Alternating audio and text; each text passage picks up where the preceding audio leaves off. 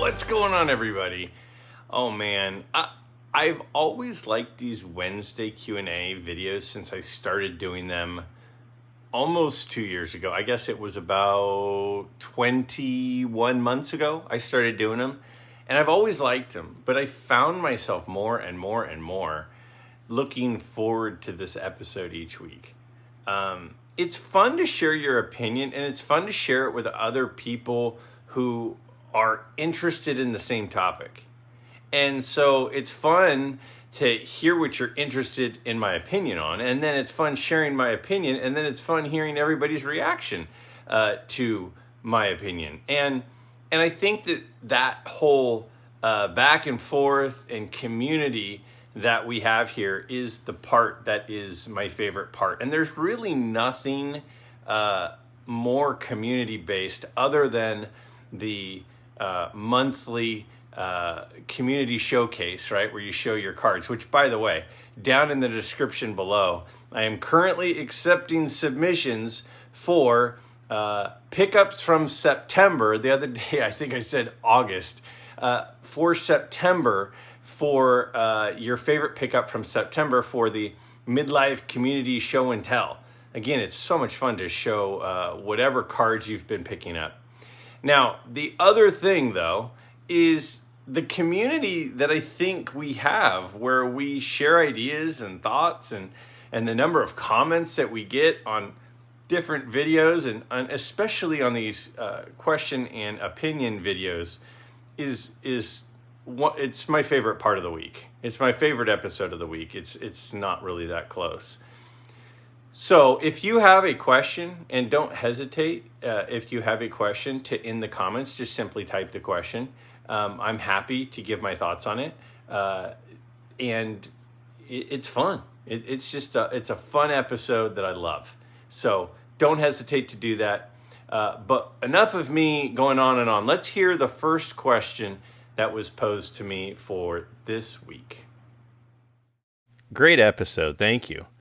Here's a question I've been mulling over for a couple of months, and I'm curious to know your thoughts.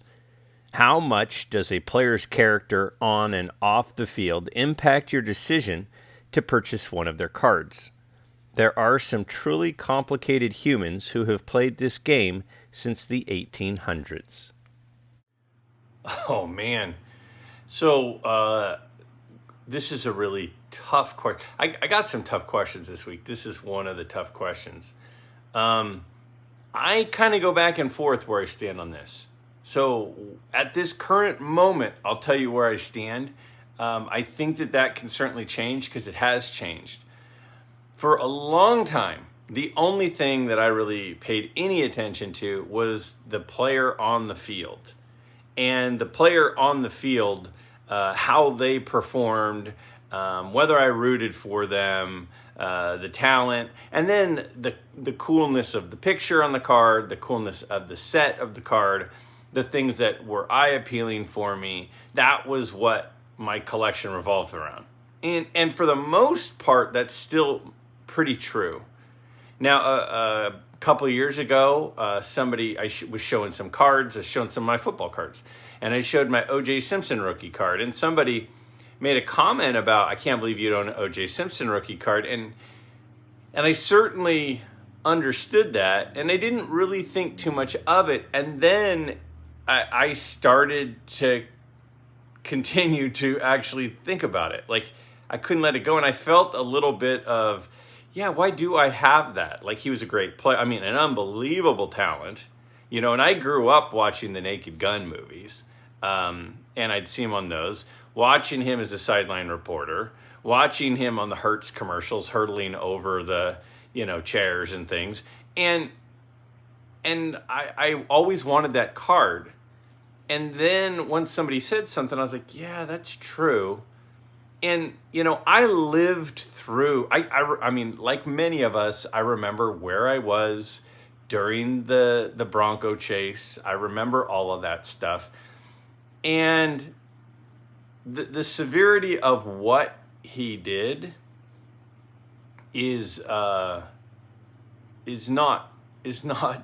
something I want to get behind. So I ended up just saying, you know what, I'm going to sell this. So I sold the card. And I was like, if I ever feel like, I wish I hadn't sold it, I could just buy another one, right? It's not a rare card. It's not a hard card to find. So I sold it. And quite frankly, since then, I haven't really ever thought to myself, I wish I had an O.J. Simpson rookie card. So because of that, I'm content with that decision. That's one example. Now, first of all, I'll say that I lived through that, right? That was during my lifetime. That was something I saw unfold. It was something that I was getting news about, which makes it a little bit different than something, to me, it makes it a little bit different than something that happened 125 years ago with a particular player.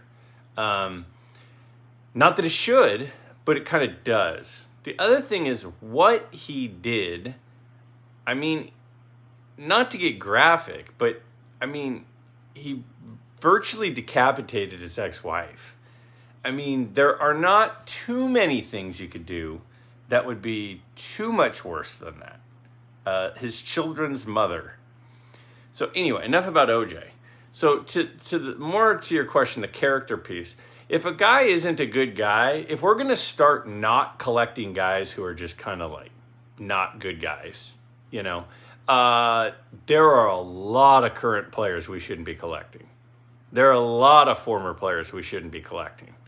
There are a lot of guys out there who were not faithful to their wives. They were not nice to teammates. They did nasty things to other humans, and then there comes this point where you go, well, what is true and what is not true? You go, well, Ray Lewis, he was a great football player. What was he involved with? What did he actually do? What did he see happen? What did he not stop happening? I mean, this is a tough question. I don't really know. And then there are things where, people have written books about Ty Cobb having certain characteristics, and then a lot of that has been disproven and said, no, he didn't do those things. Now, there's no doubt that Ty Cobb was a very hard-nosed guy and player and did everything he could to win and succeed. And I don't think he was the kindest person of all time. But again, what do we know is true and what do we know is not true? Now, there are some guys out there, and I don't even really want to start naming names, but there are some guys out there from the late 1800s that were some of the best players of all time. And it's fairly well documented that they were extremely racist people. And so then you go, so the hard part to me is, where do you draw the line? Where is the line in the sand? Where do you go, well, this guy, what he was accused of, I don't believe what he was accused of. What he did wasn't that bad, but what he did is bad. So to be totally honest with you, where I'm at right now is I think about it, but I don't, it doesn't fully prevent me from owning a particular player. I do this whole card thing largely to not think about the craziness of the world. So as soon as I start basing who I buy and who I don't buy on some of their beliefs, which may have been many, many years ago, I'm not a person who's like, that person did something bad, let's tear down their statue. Like, that's not me. That's not really my belief. I am more of a person who wants to focus on the positives of the person. I think all of us, if you look at us on our worst day, we're not people that we're particularly proud of. So to focus on somebody's worst attributes or worst qualities, it's kind of a slippery slope.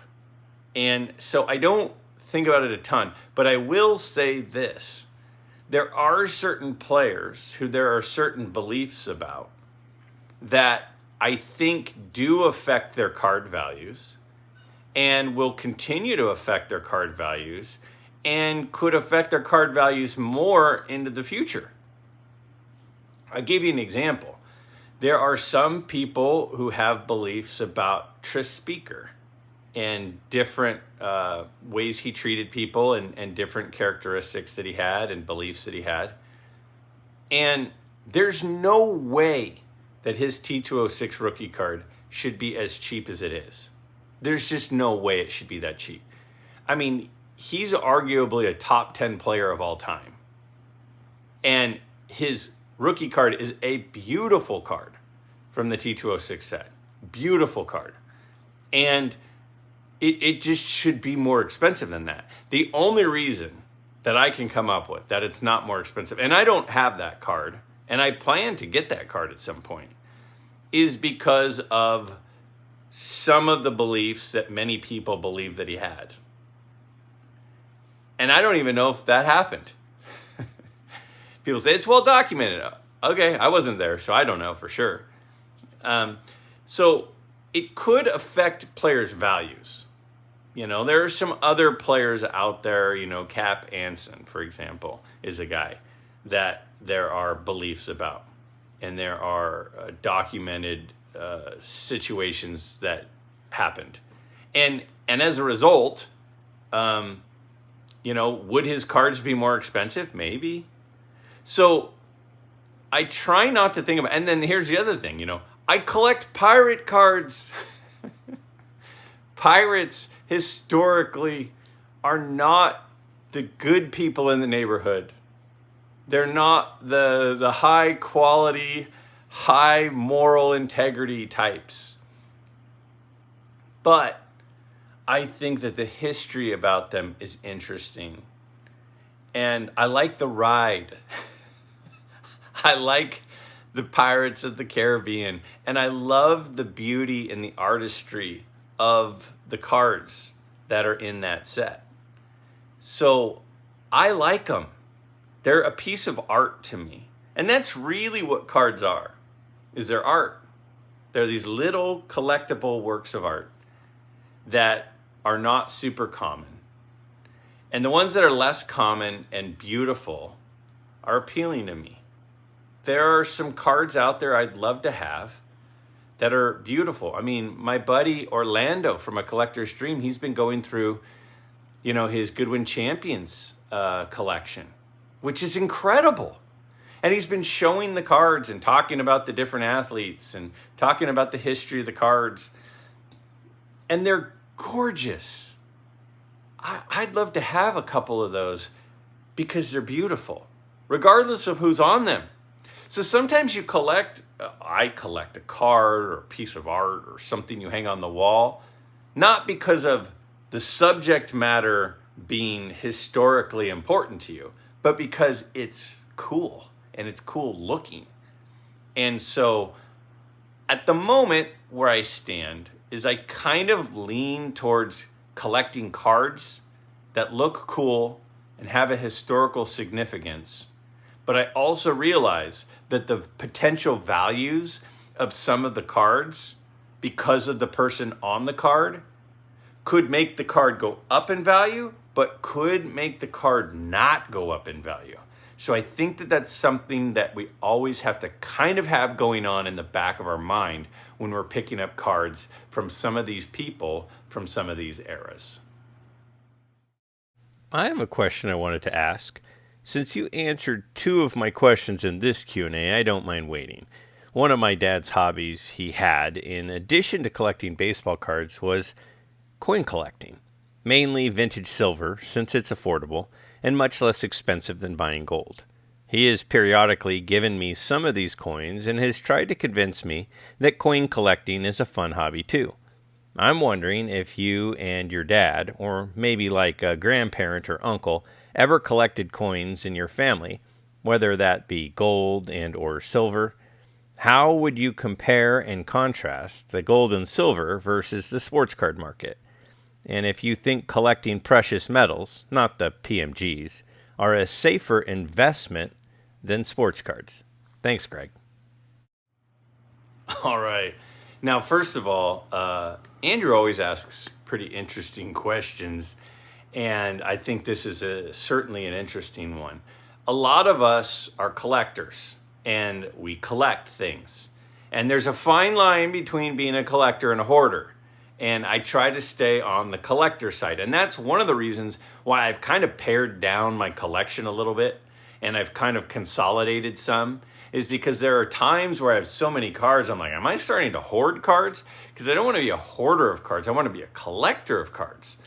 And when you start talking about other things that you collect, you can't be going in 10 places at the same time.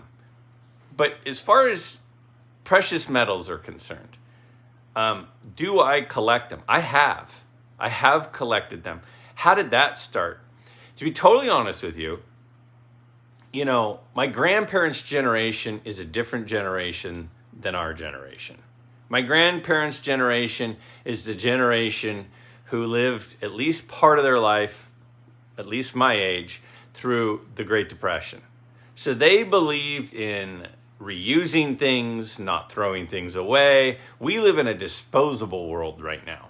And so what my grandparents did, and in this case, I'm going to talk about my grandparents on my mom's side.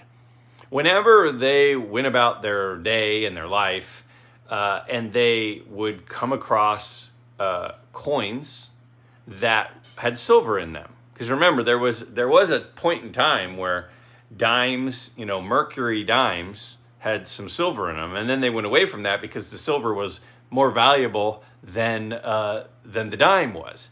Sort of like right now, I think that if I'm not mistaken, it's more expensive to make a penny than a penny is worth, right? So it's like, well, then why do we have pennies? That's a whole nother thing. And so what they did is as they lived their life, as they would, go to the grocery store and get their change and stuff, occasionally still in circulation, right? There are some coins that have silver in them. Older quarters, older 50-cent pieces, older dimes. And so what they did is they just stored them. They just put them in like a tin. And then when they passed away a few years ago, there was this tin of a bunch of silver. And my mom said, "Hey, Greg, do you want this?" And I'm like, "Sure." Why wouldn't I? So I started kind of learning about them and looking into them, and I had fun with it. And I still have some stuff. Like here's a bunch of buffalo nickels, which I kept, which don't have a ton of value, but they're cool. I think they're cool. So I've got a bunch of these buffalo nickels, and then I started a few years ago. I started buying some silver. And one of the reasons I bought silver is because I think that the coins are gorgeous, right? So these silver eagles, tell me that is not beautiful. That is a beautiful coin. I think they're cool. And then I put them in the airtight cases so that they don't get corroded and stuff. So I have some of those. And I have different years. Like I've got one from the year that my wife and I got married and, stuff like that. But so I do have some of that kind of stuff. And then I went through a stretch for a while where I think the most beautiful coin ever created, in my personal opinion, is the Morgan silver dollar. So then I went through a stretch where I started collecting a bunch of these.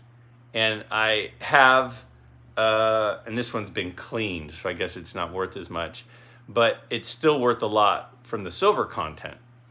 And so I think they're gorgeous coins. So at one time I had about, 80 or 100 of these. And just in silver content, there's a decent amount of value. But then, and I'm not a coin expert. The coin guy in the community is my buddy Adam from Vintage Sanctuary. He's big into coins.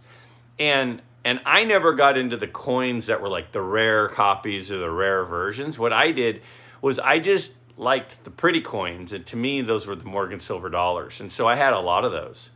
And similarly to Adam, as I got more and more into cards, part of what I've used to fund the hobby is I've sold off a lot of those Morgan silver dollars.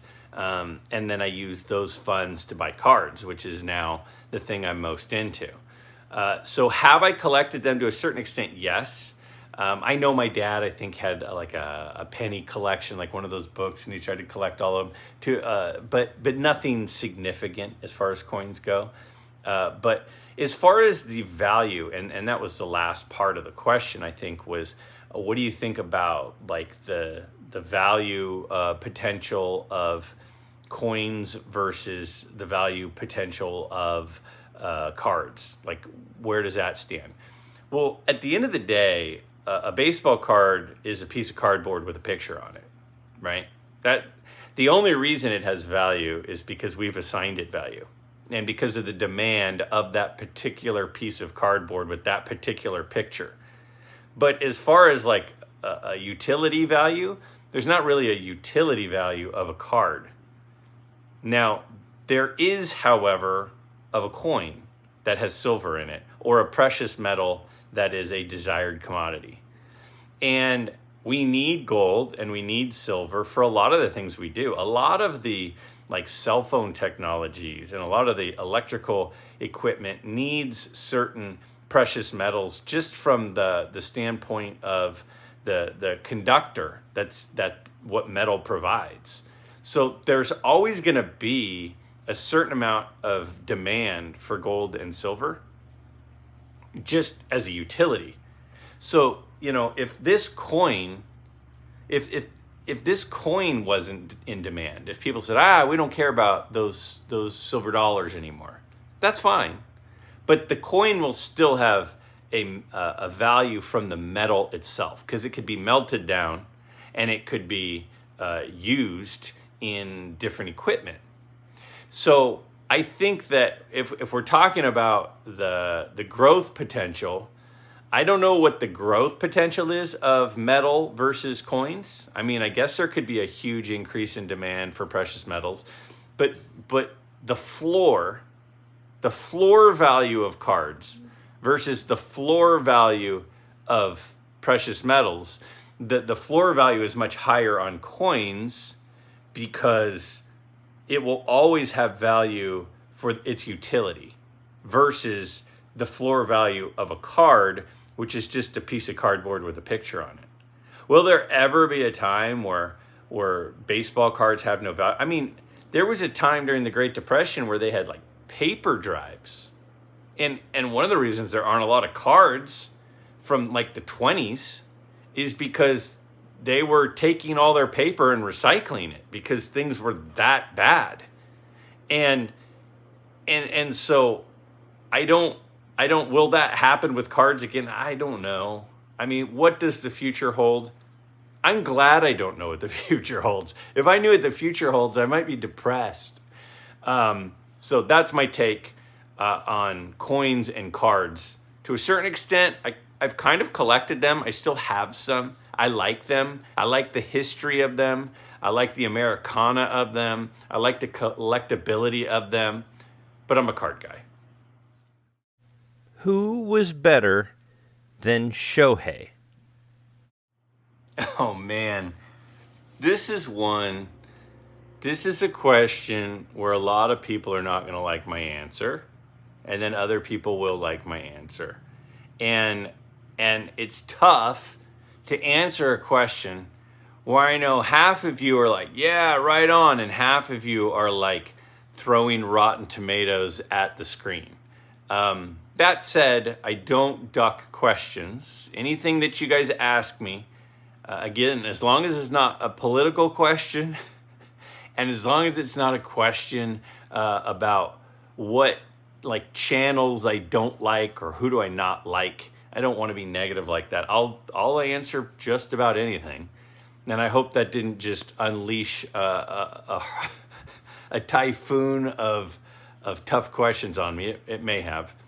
But here's my take. I think we live in a society where people are so focused on the present that we quickly forget about the past. Quickly. And we go, this guy's the best player right now, so this is the best player of all time. How quickly have we forgotten about Bill Russell and Wilt Chamberlain as soon as Magic and Bird and Jordan showed up? And then how quickly do we overlook those three as soon as LeBron shows up or whoever? Name the player. Kobe, LeBron. They're all very, very good players. But the issue I personally kind of have is how quickly we jump the gun. I mean, people are talking about, and it's not just this war. I mean, and I'm not even sure if this question was tongue-in-cheek, but a couple of weeks ago, somebody said something about Shohei, and I said, come on, people are saying Shohei's the best of all time. Give me a break. And there was a YouTuber who I got a message from not that long ago who said, Shohei is the greatest baseball player to have ever played the game. And then there was an implication in a comment a couple weeks ago. So the question to me is, okay, then who's better than Shohei? I don't even think Shohei was the best player this year. Shohei is an incredible talent. I know, screens just got broken. But I'm being honest with you. Let's look for a second. Let's just look at a side-by-side comparison of Aaron Judge from 2024 and Shohei Ohtani from 2024. If you look here, you can see Shohei played more games. Congratulations on playing a few more games. What else did Shohei do better at? Oh, Shohei had more at-bats. Fantastic. Had more at-bats. Shohei had more stolen bases. Okay, we'll get to that in a second.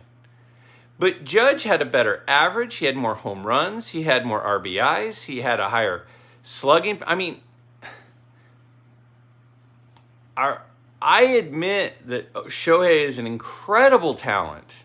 He's an incredible talent with a worldwide fan base, and his cards are more current than Judge's cards from a few years ago.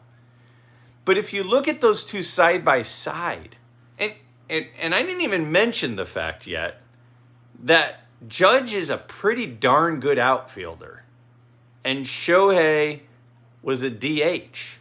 So Shohei has his best year as a hitter. Now we're just talking about as a hitter. Don't just give me some grace here for a second. Hear me out. As a hitter this year, he had by far his best season as a hitter. And all he had to do was hit. He didn't have to pitch, he didn't have to field, he didn't have to shag balls.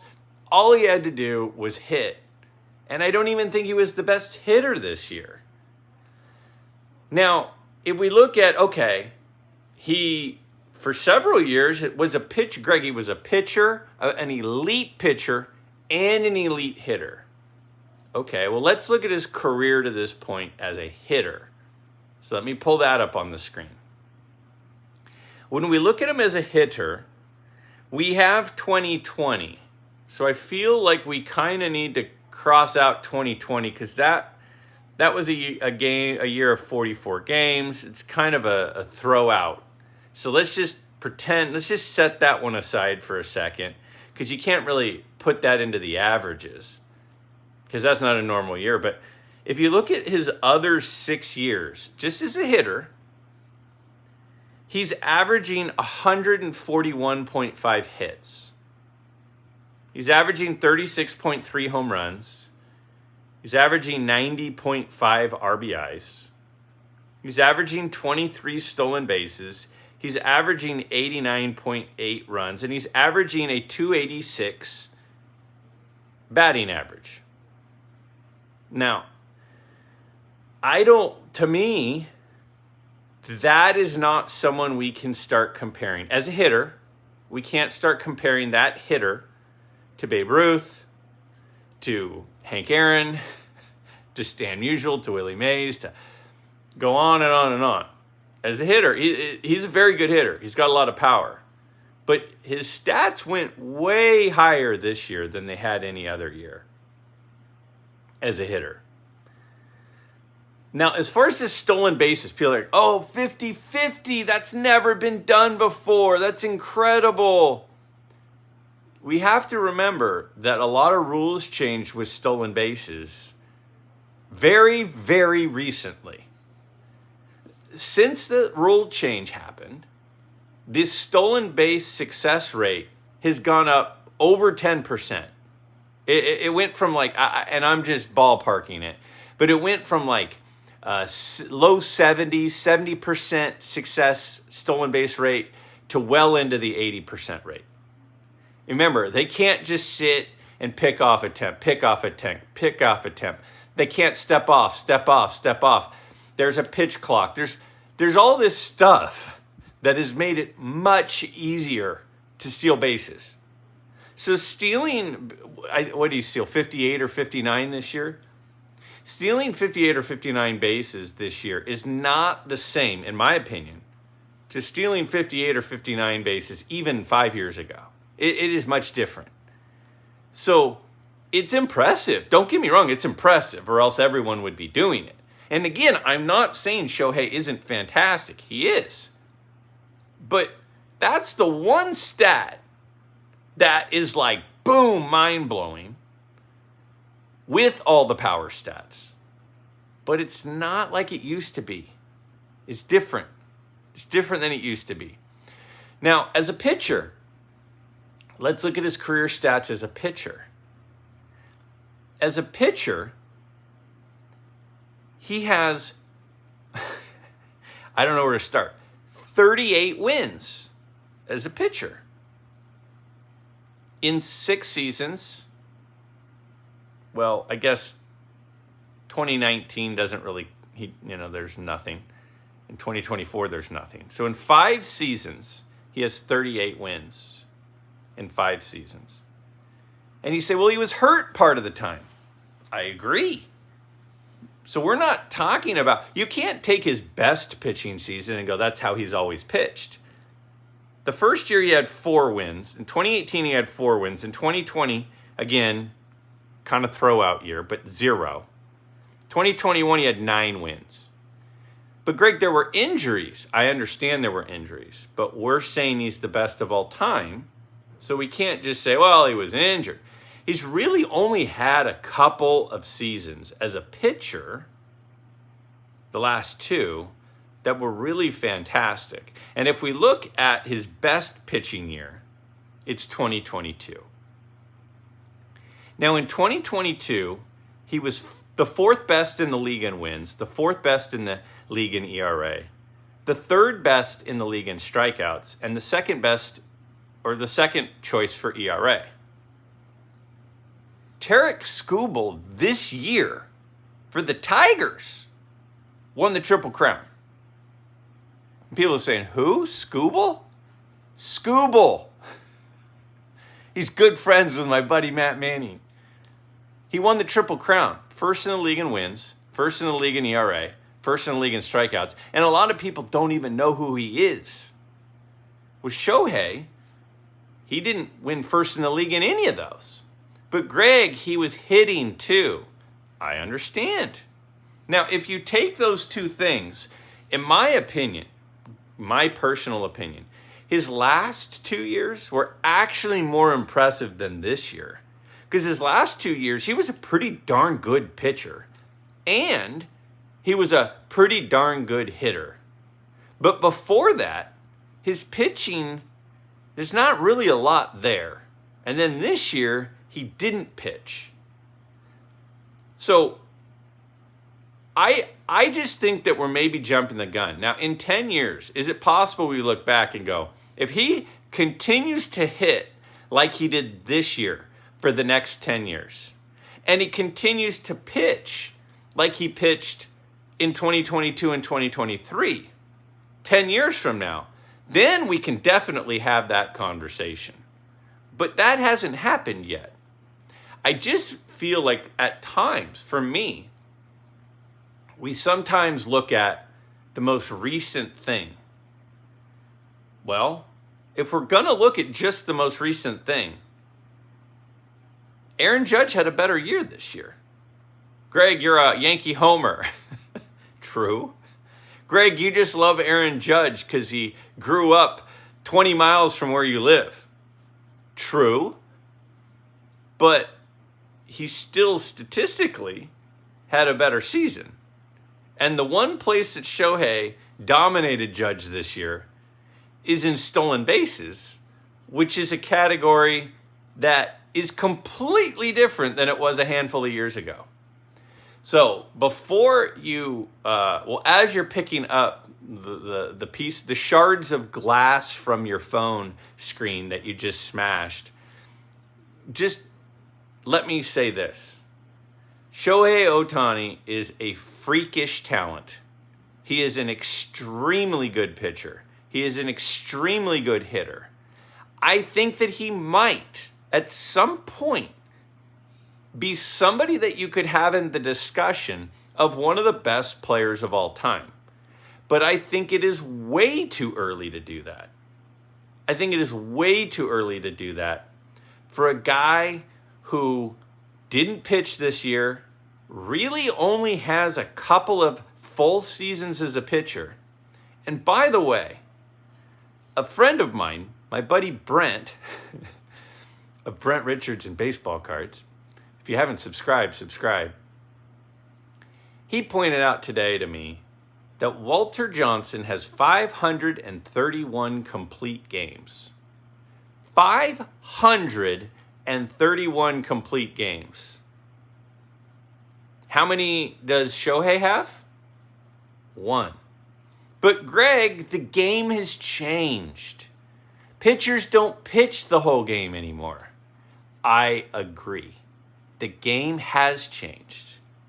And eras are different.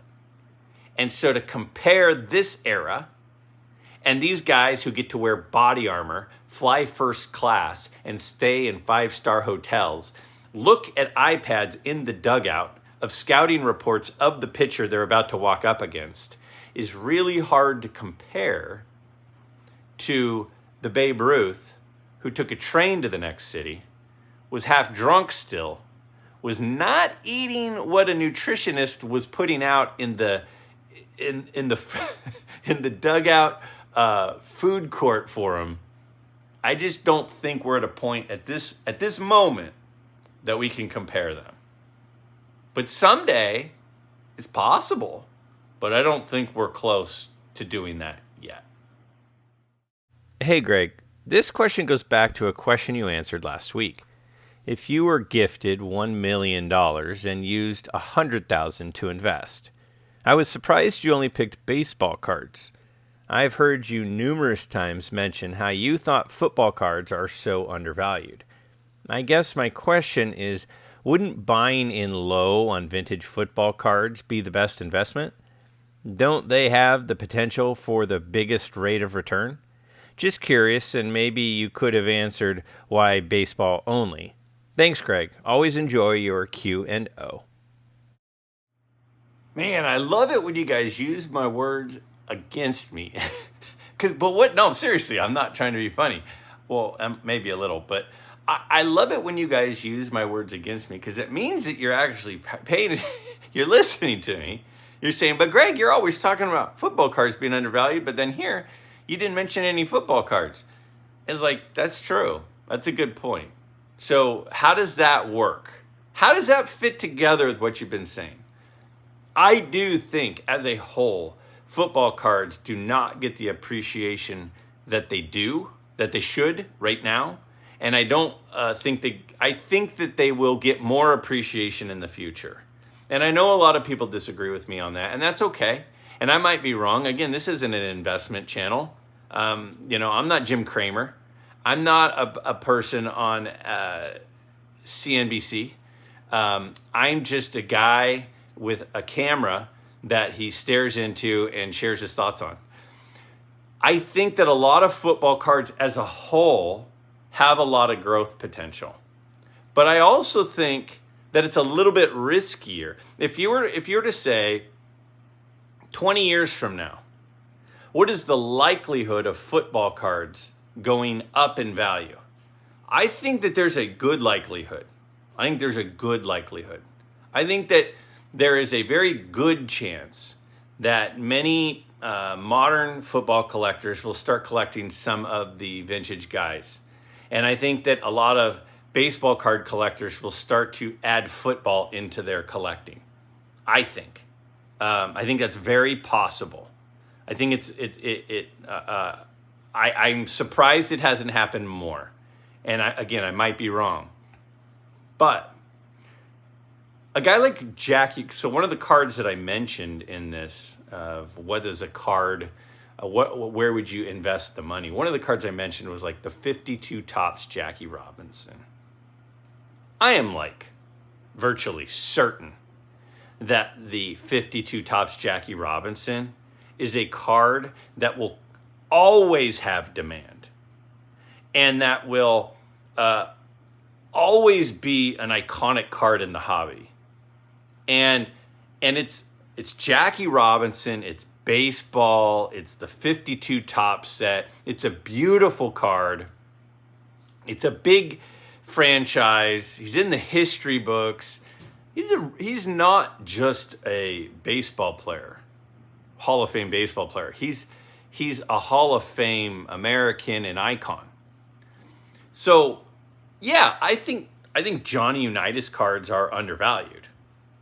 And I think a lot of people eventually will start to catch on to that and want to collect Johnny Unitas cards or Otto Graham cards. But I'm like certain that in 20 years, the 52 Topps Jackie Robinson will still have a ton of people who want it. So if I'm going to invest in cards, say what you will, if I'm going to invest any amount of money in anything, I'm going to invest personally in something that I feel is pretty safe and I'm pretty certain about. And something I think is safe and something I feel pretty certain about is the 52 Topps Jackie Robinson. That will definitely be in demand. That will definitely be desired. That will definitely be an iconic card. And I think that more people will start wanting Jim Brown cards. And will start wanting Sammy Baugh cards. But I'm not certain of it. So if I'm going to invest that kind of money, I'm going to put it into cards that I'm like, yeah, the demand and the desire for those isn't going anywhere. This is much safer. So that's kind of where I'm coming from. Question following comment. You are the GOAT of analogies, Greg. I totally cracked up when you equated buying a $50 card to a surefire date with an enduring and available chick. The question I have is, what are your top 7, in memory of Mick, baseball-related movies? Mine, in no particular order, are A League of Their Own, The Pride of the Yankees, The Catcher Was a Spy, Mo Berg, 2018, The Natural, 61, 42, and Kill the Umpire, a 1941 comedy with William Bendix as a Texas minor league umpire. And my extra pick, the movie with the Who's on First comedy routine, The Naughty 90s, made in 1945. No Kevin Costner for me, except Dances with Wolves. All right. So again, another question that's not necessarily sports card related, but it's something that I think that we all have opinions on, and that makes this a super fun question. Now, I will start by saying, I've said this before a little bit, and I'll remind you of this. I'm not a huge movie guy. And why am I not a huge movie guy? Well, for one, I have a hard time sitting still for 2 straight hours. Just being honest. Like being in a movie theater for two hours, being at a play for 2 hours, being at a concert for 2 hours, it is very difficult for me to be anywhere. Flying on a plane, brutal. I'm not good at sitting still. Just put that out there. So I don't watch a ton of movies. Now, I have watched a lot of movies, and I enjoy a lot of movies, but to be totally honest with you, like movies in the theater every year, maybe 1. The over-under is 1 over the last 10 years, like 1 per year. So I'd say about 10 over the last 10 years in the theater. I would say that watching a movie at home, 3, maybe 3 a year for the last 10 years. There was a time I watched a lot of movies. That is not how I tend to spend my money now, or my time now. That said, and the reason I point that out, Greg, who cares about your history of movies? Why are you telling us this? Well, it's because a lot of the newer movies that are out there, I haven't seen them. I haven't seen a lot of those newer movies. I haven't seen 42.